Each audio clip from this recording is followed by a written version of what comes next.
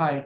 यदि आप तक ये वीडियो पहुंचा है तो आज हम जरूर एक बहुत मस्त कॉन्सेप्ट सीखने वाले हैं, आईटीजी ऑन डेमो व्हीकल्स।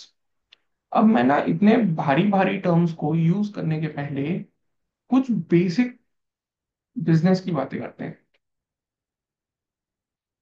एक ऑटोमोबाइल डीलर कौन होता है?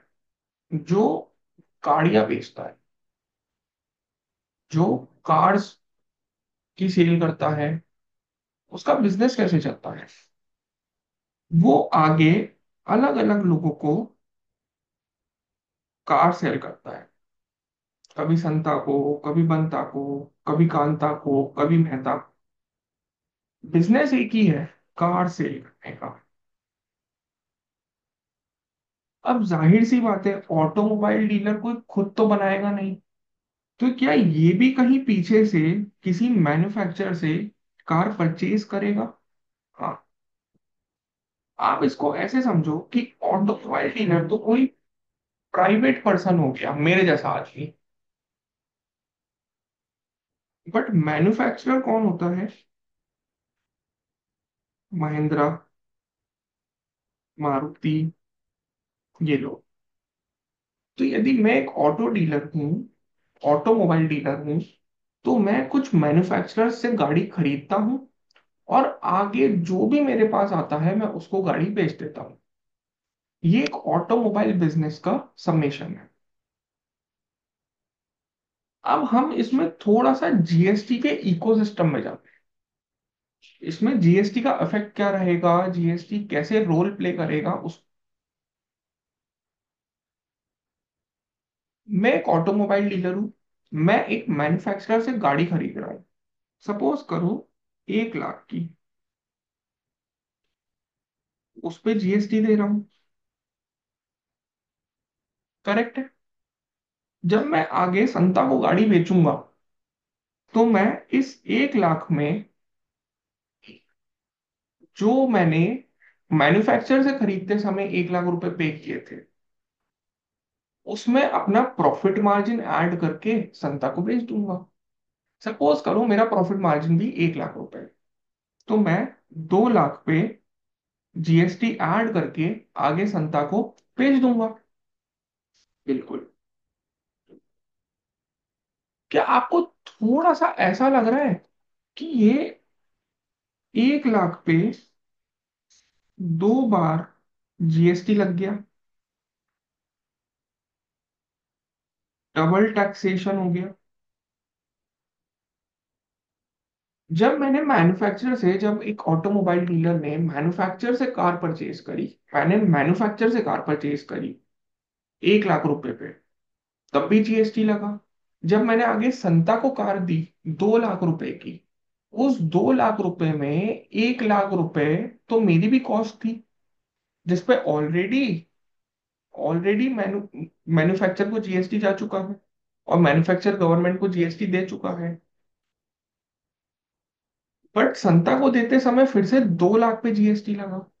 तो मतलब कहीं ना कहीं यदि आप थोड़ा सा भी कैलकुलेशन बिठाओगे तो ये जो 1 लाख रुपए है इस पे 2 बार जीएसटी गया है, डबल टैक्सेशन हुआ है। इसके लिए एक कॉन्सेप्ट बना है इनपुट टैक्स क्रेडिट का। यदि हम थोड़ा सा भी जीएसटी के इकोसिस्टम को समझें तो 2 लाख ऑटोमोबाइल डीलर जब संता को सेल करेगा तो 2 लाख पे टैक्स पे करेगा, और मैन्युफैक्चरर से बाय करते समय 1 लाख पे टैक्स ऑलरेडी लगा होगा। तो लॉ मेकर्स ने इसका सिस्टम कैसे बनाया कि भाई डबल टैक्सेशन भी नहीं लगे और टैक्स एकदम सही तरीके से चले? लॉ मेकर्स ने कहा, इसको थोड़ा सा क्लियर कर देता हूं, आपको बेटर समझ में आए। लॉ मेकर्स ने कहा, जब आप 2 लाख पे सेल करोगे, जब आप 2 लाख रुपीज में सेल करोगे, उस पे जो जीएसटी लगेगा वो तो पूरा 2 लाख रुपीज पे लगा देना और गवर्नमेंट को दे देना। जब आप कार सेल कर दोगे तो आपने जो कार मैन्युफैक्चरर से खरीदी होगी उस पे जो जीएसटी दिया होगा, 1 लाख पे जो जीएसटी, इसका हम आपको आईटीसी दे देंगे, इनपुट टैक्स क्रेडिट। मतलब आपने जो इनपुट लिया है, भाई आपने कार परचेज करी है, उसको हम इनपुट बोल रहे हैं। उस पे जो आपने टैक्स पे किया है, हम उसका आपको क्रेडिट दे देंगे। आप इसको ये समझो कि जो मैंने परचेज करते समय जीएसटी पे किया है उसका रिफंड मिल गया। It is not exactly refund, but for simplicity हम अभी ये समझते हैं कि एक तरीके से हमें परचेज के समय जो हमने टैक्स पे किया था उसका रिफंड मिल। तो मेरे आउटवर्ड पे तो मैं अभी भी 2 लाख रुपए पे ही जीएसटी चार्ज कर रहा हूँ, बट चूंकि मेरे को परचेज पे जो मैंने टैक्स पे किया था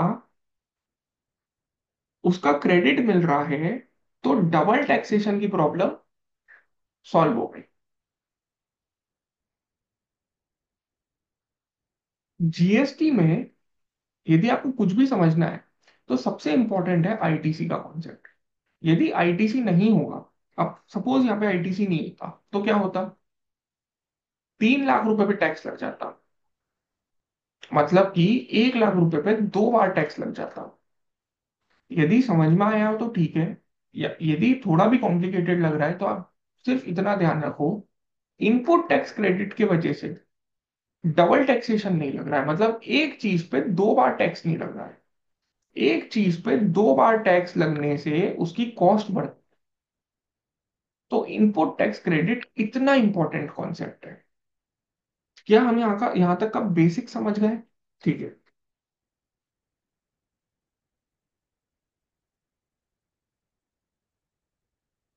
तो हम आते हैं एक और कॉन्सेप्ट पे, जो है section 17 sub section 5 CGST act का। मतलब जीएसटी का एक सेक्शन है, सेक्शन 17 सब सेक्शन 5, जो बात करता है ब्लॉक्ड क्रेडिट की। मतलब आपको इनपुट टैक्स क्रेडिट नहीं मिलेगा। हाँ, आपने परचेजेस बिजनेस के लिए यूज करी है, हाँ आपने उस पर टैक्स दे दिया है, हाँ इनपुट टैक्स क्रेडिट नहीं मिला तो डबल टैक्सेशन लग जाएगा। बट फिर भी लॉ मेकर्स ने कहा है कि कुछ चीजों में आपको इनपुट टैक्स क्रेडिट नहीं मिलेगा। वो चीजें सेक्शन 17(5) में मेंशन्ड है। ठीक है सर। अब जब मैं इसकी एंट्री पढ़ता हूं ना, तो पहली एंट्री ही मोटर व्हीकल से रिलेटेड है। 17(5)(a) में मोटर व्हीकल से रिलेटेड लिखा हुआ है कि किसी भी इंसान को मोटर व्हीकल पे इनपुट टैक्स क्रेडिट नहीं मिलता है यदि उसकी अप्रूव सिटिंग कैपेसिटी 13% तक है। Let's keep it very simple. Section 17(5) blocked credit की बात करता है कि आपको क्रेडिट नहीं मिलेगा। उसी में पहला क्लॉज मोटर व्हीकल की बात करता है कि आपको मोटर व्हीकल पे क्रेडिट नहीं मिले, इवन दो आपने बिजनेस के लिए लिया हो, इवन दो वो टैक्सेबल सप्लाई हो। मतलब सारे सर्कमस्टेंसेस यदि आप पॉजिटिव भी बिठा लोगे तो भी आपको क्रेडिट नहीं मिले। बट इसके लॉ मेकर्स ने 3 एक्सेप्शंस ली दी है। मतलब मोटर व्हीकल यदि आपने लिए हैं 3 पर्पज से तो आपको इनपुट टैक्स क्रेडिट मिलेगा, नहीं तो नहीं मिलेगा। पहला है फर्दर सप्लाई। मतलब आपने कोई मोटर व्हीकल लिया है आगे सप्लाई करने के, जनरली ऑटोमोबाइल्स का बिजनेस है। दूसरा ट्रांसपोर्टेशन ऑफ पैसेंजर। मतलब आपने मोटर व्हीकल लिया है ताकि लोग उसमें बैठ सके और हम ट्रांसपोर्टेशन की सर्विस दे सके, मतलब टैक्सी सर्विस। तीसरा है इम्पार्टिंग ट्रेनिंग।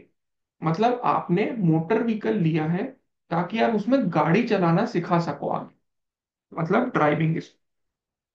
तो इन 3 लोगों को जब ये कोई भी मोटर व्हीकल परचेज करते हैं तो इनको क्रेडिट मिलता है, मिलना भी चाहिए। ठीक है। चलो अभी तक मैंने क्या समझाया? सबसे पहले मैंने आपको ऑटोमोबाइल बिजनेस कैसे फ्लो होता है उसका एक चार्ट समझाया कि भाई आप मैन्युफैक्चर से परचेज करते हो और आगे बेचते हैं। ठीक है। फिर हम इसके जीएसटी इकोसिस्टम में घुसे कि आईटीसी क्या होता है, आगे जब आप बेचोगे तो टैक्स कैसे लगेगा, बहुत ही बेसिक में हमने समझा। फिर हमने ये समझा कि मोटर व्हीकल का केस एक ऐसा है जिस पर आईटीसी ब्लॉक्ड है, मतलब आईटीसी नहीं मिलता। बट उसके तीन एक्सेप्शन है। यदि आप फर्दर सप्लाई करते हो, मतलब आप मोटर व्हीकल खरीद रहे हो आगे बेचने के लिए, तो मिल जाता है। अब मैंने इतना सब क्यों पढ़ा है? क्योंकि मोटर व्हीकल के केस में, ऑटोमोबाइल के बिजनेस में एक बहुत बड़ा झगड़ा हो रहा था। वो झगड़ा ये था कि डेमो व्हीकल्स पे आईटीसी टैक्स ऑफिसर नहीं अलाउ कर रहे थे। अब सर, ये डेमो व्हीकल्स क्या होता है? कोई भी ऑटोमोबाइल बिजनेस है, वो यदि बिजनेस कर रहा है, यदि उसके पास कोई कार खरीदने आ रहा है, तो कोई भी डायरेक्टली 5 लाख 10 लाख रुपए की चीज ऐसे ही तो नहीं खरीद लेता। आपको उसको ट्रायल रन कराना पड़ता है, आपको उसको गाड़ी के फीचर्स बताने पड़ते हैं। तो बेसिकली आपको उसको एक डेमो देना पड़ता है। तो इसके लिए ऑटोमोबाइल इंडस्ट्री में एक बहुत कॉमन प्रैक्टिस है। संता जब एक महिंद्रा का डीलर है, उसके पास XUV 700 खरीदने आएगा, जो कि करीब करीब 25 से 30 लाख रुपए की गाड़ी है, तो संता की डिमांड रहेगी कि भाई मुझे चलवा के तो बताओ कैसी चलती है।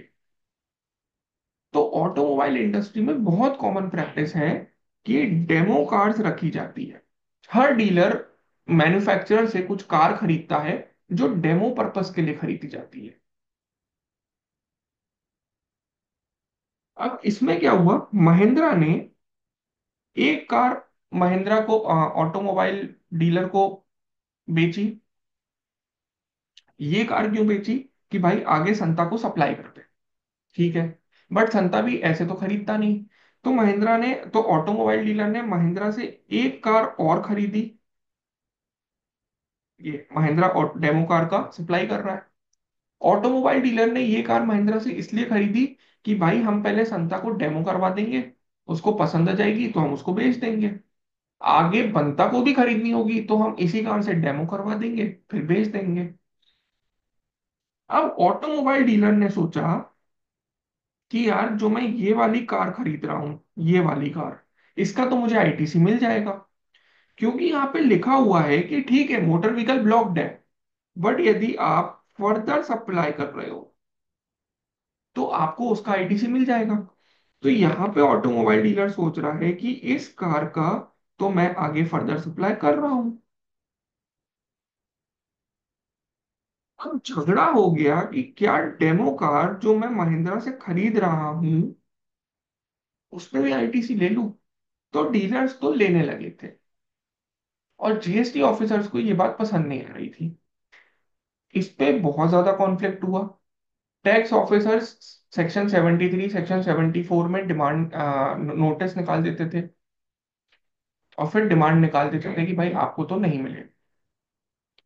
2024 में एक सर्कुलर आया, सर्कुलर 231/25/2024, जिसने ये बात बोल दी कि डेमो व्हीकल पे आईटीसी मिलता है,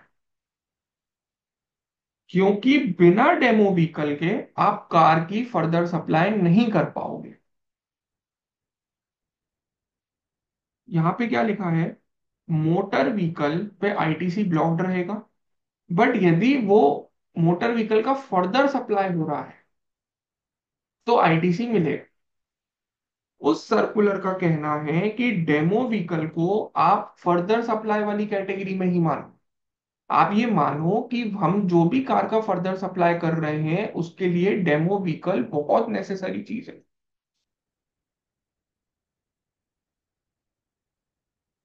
तो डेमो व्हीकल पे आईटीसी मिलता है। बहुत क्लियर हो गया? ठीक है। अब यदि आपके पास कोई भी नोटिस है जिसमें कि ये पॉइंट खड़ा हुआ है कि भाई आपने मोटर व्हीकल डेमो कार का है, किसी भी ऑटोमोबाइल सेक्टर के पास ऐसा कोई नोटिस है, आप बिंदास इस सर्कुलर के रेफरेंस पे, इसके भी पैरा 4.4 में क्लियरली लिखा है कि डेमो व्हीकल पे आईटीसी अवेलेबल कर सकते हैं, अवेल होता है। आप इसके रेफरेंस पे एक रिप्लाई ड्राफ्ट करो और डेमो व्हीकल पे आईटीसी ले लो। ठीक है। अब ये वीडियो उन सभी लोगों के लिए था जो ऑटोमोबाइल सेक्टर के बिजनेस में है।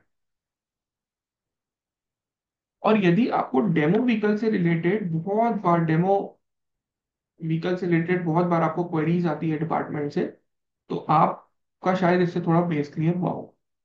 Second, CA, CS, CMA, intermediate, final level पे जितने भी लोग एग्जाम दे रहे हैं, जितने भी बच्चे एग्जाम्स दे रहे हैं, उनको ये सर्कुलर पढ़ लेना चाहिए।